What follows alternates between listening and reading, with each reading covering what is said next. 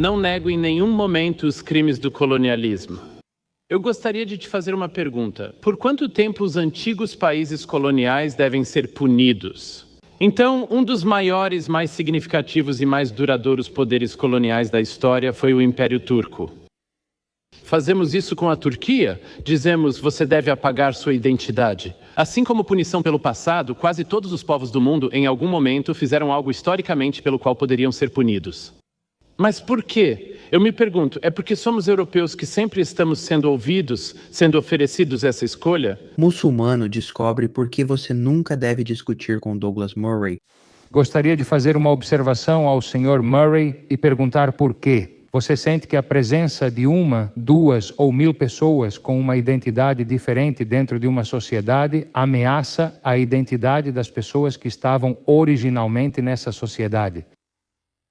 Se você acredita que isso é uma preocupação legítima ou um medo primário, e se concorda que quando um medo primário move uma multidão, ela se torna uma turba, e que um político deveria seguir a multidão, não liderá-la ou acalmá-la dando razões. Obrigado. E ali no fundo...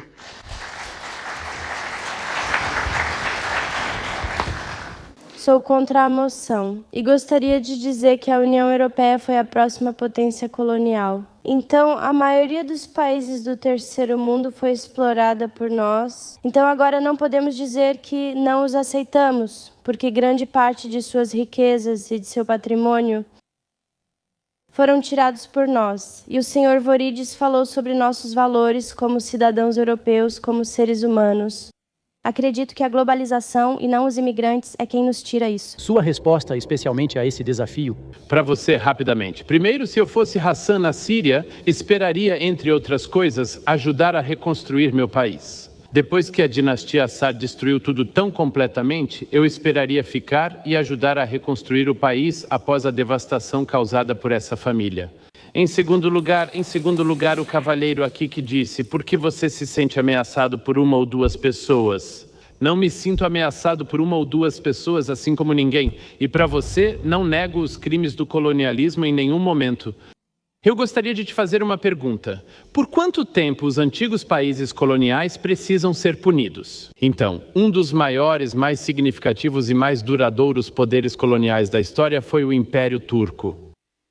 Fazemos isso com a Turquia? Dizemos que ela deve apagar sua identidade? Assim como punição pelo passado, quase todos os povos do mundo, em algum momento, fizeram algo historicamente pelo qual poderiam ser punidos. Mas por que, eu me pergunto, são sempre os europeus que ouvimos que recebem essa escolha? Eu só gostaria de levantar o ponto de que o medo do outro e do desconhecido está sendo politicamente promovido em um momento de crise.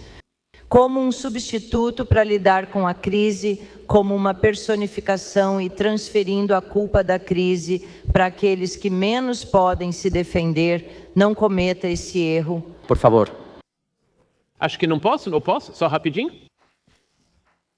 Só percebo isso agora. Não vejo a crise sendo atribuída aos imigrantes e com razão. Diferente da Europa, onde se culpa mais os banqueiros, aqui é atribuída aos financistas. Talvez estejamos vendo debates diferentes.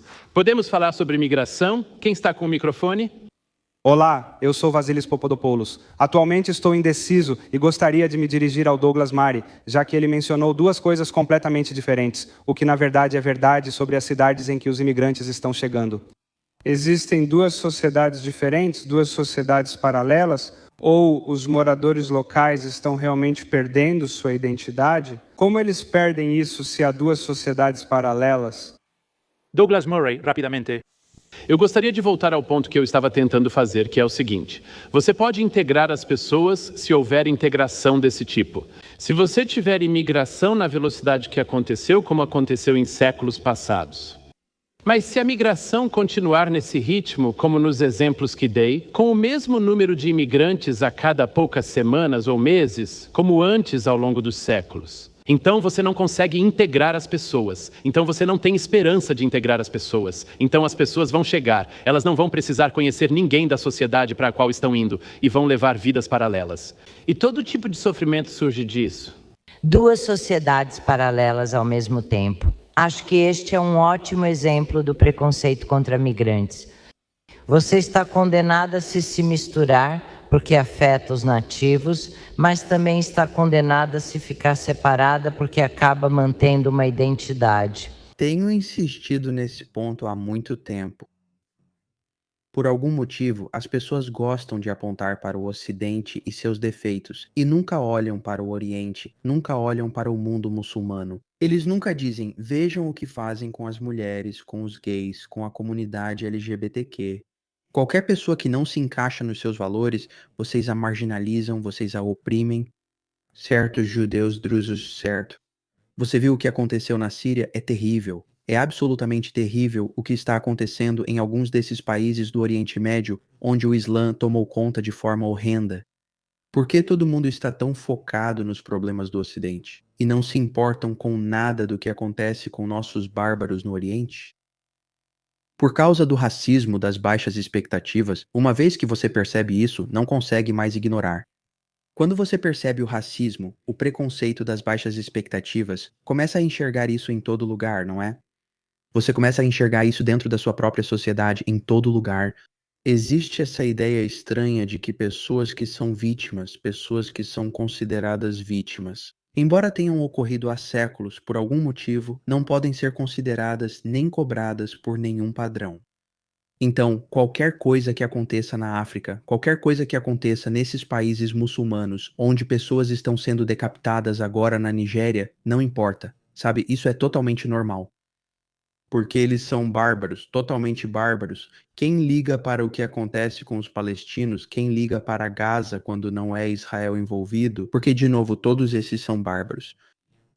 É nojento como as pessoas simplesmente descartam outras assim. E é pior do que, por exemplo, responsabilizá-los, porque eles nunca mudam, nunca vão mudar. Se você tem racismo de baixas expectativas. Para mais, inscreva-se no canal. Se você quiser nos ajudar a fazer mais desses vídeos, pode acessar buymeacoffee.com/JewishUncensored. Obrigado por assistir e nos vemos no próximo.